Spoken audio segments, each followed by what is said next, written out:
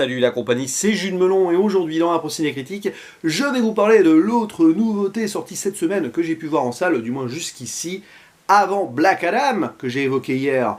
J'ai pu profiter du nouveau long métrage d'animation de Monsieur Michel Oslo, qu'on ne présente plus, puisque après Kirikou, Azur et Asmar ou encore Dilly à Paris, qui fut son précédent, il nous sort donc cette année un triptyque intitulé Le Pharaon, le Sauvage et la Princesse.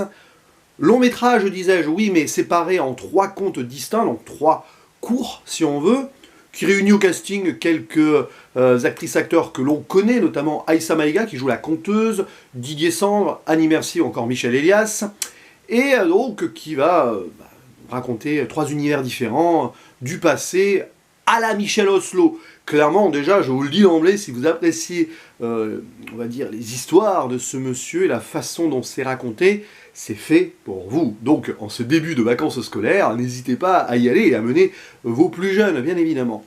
Et je vais d'abord donner mon avis global, avant de faire des petits points rapides, sans spoiler, sur chaque petit conte ici narré. Donc, sur le plan général, comme je le disais, si vous appréciez Monsieur Oslo, ça va marcher sur vous. Ce qui est mon cas, donc, j'ai vraiment pris un certain plaisir à visionner cela au petit matin, avec l'endimanché du ciné qui m'a rejoint de façon improviste d'ailleurs, mais je crois pas qu'il en parlera. Contrairement à Black Adam, où on a publié nos vidéos en même temps, un petit clin d'œil.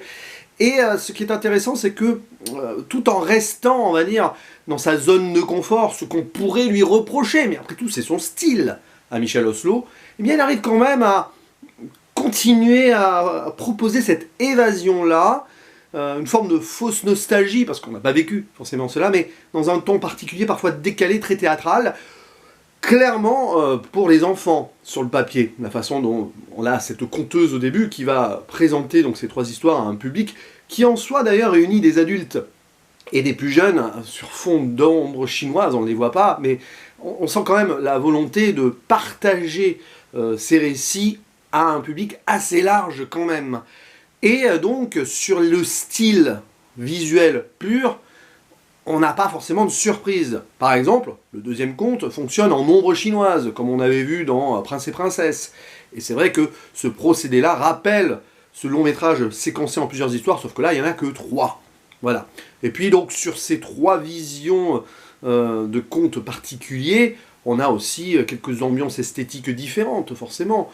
Plus traditionnel pour le premier conte, donc ombre chinoise, je l'ai dit, pour le deuxième, et un peu plus d'expérimentation, mais alors vite fait, en mode 3D, etc., mais très, on va dire, de façon parcimonieuse, sur la dernière petite intrigue. Donc voilà, globalement, c'est une vraie réussite. Maintenant, je vais un petit peu détailler chaque petit brûlot, afin de voir, avec vous, celui que j'ai préféré ou pas, et voir ce qui se passe, comme thématique aussi, même si on peut trouver des, évidemment, points communs. La première, intitulée « Pharaon !» point d'exclamation, parce que chaque petit récit a sa propre, on va dire, appellation à part.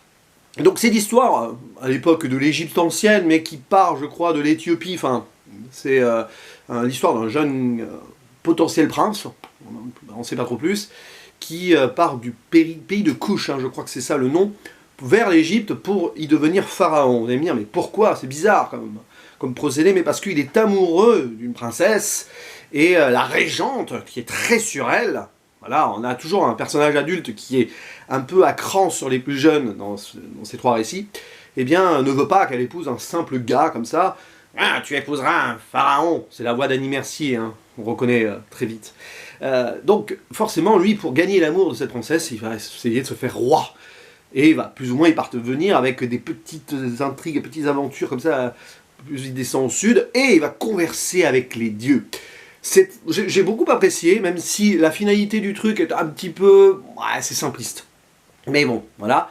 Avec aussi ce côté, les jeunes prennent une certaine émancipation d'une génération supérieure, puisque la princesse, on la voit pas beaucoup, mais c'est une femme forte qui fait des trucs que la régente, c'est sa mère, veut pas qu'elle fasse, genre chasser et tout ça, comme ça. Et c'est assez amusant. Et d'ailleurs, je parlais de l'esthétique et tout, qui est assez classique, mais sur ce brûlot-là, nous avons des dessins de profil. C'est amusant, ça se passe plus ou moins dans un contexte de l'Égypte, hiéroglyphes et tout. Donc, Ça m'a rappelé Astérix Mission Cléopâtre. Je vois pourquoi, mais vous voyez enfin, Astérix et Cléopâtre, hein, ils sont dessinés bien de profil. Bon, bref. Voilà, donc belle première histoire. Et donc l'amour va-t-il triompher de tout? Et puis cette relation que le jeune héros a avec les dieux, il y a une redondance, et ça aussi dans chaque métrage on a ce côté rappel de certaines choses, c'est voulu.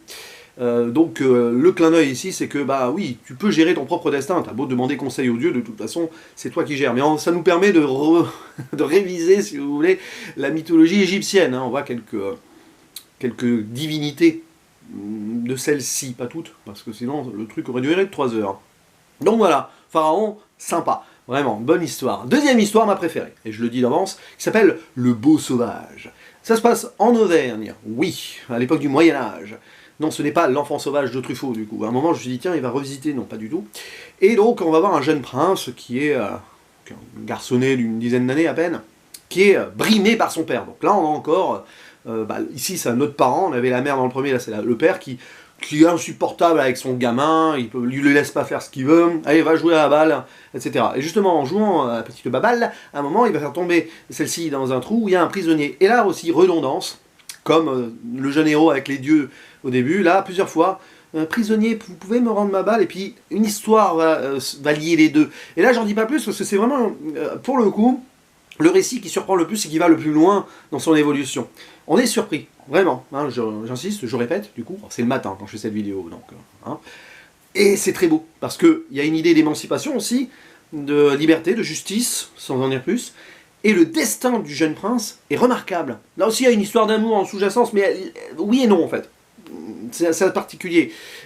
Et ce qui va advenir après est assez...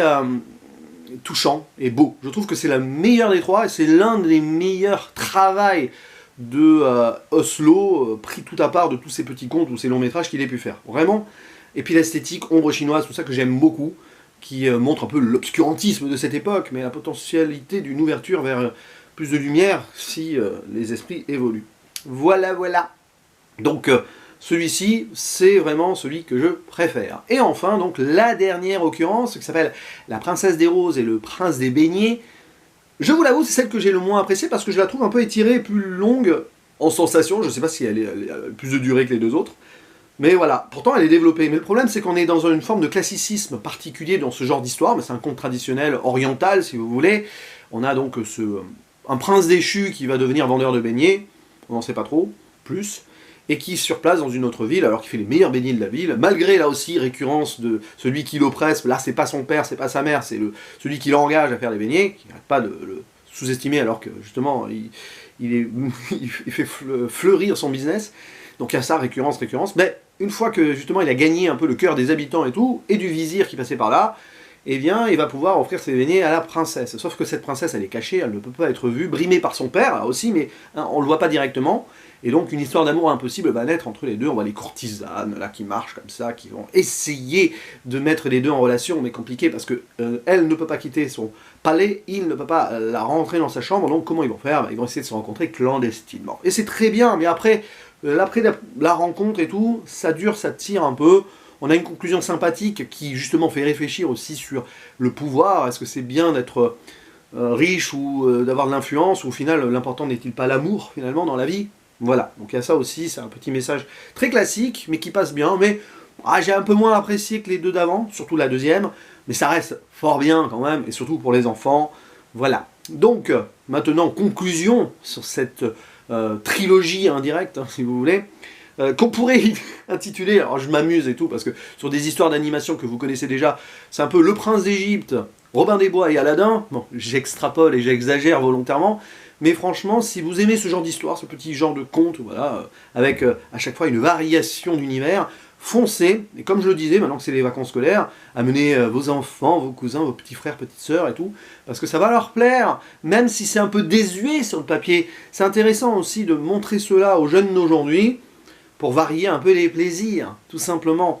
Parce que Michel Oslo, il continue à faire des propositions pour la jeunesse qui ne se font plus. Et c'est ça aussi qui fait son charme. Alors oui, ça peut paraître un peu conservateur, old school et tout, mais pas tant que cela.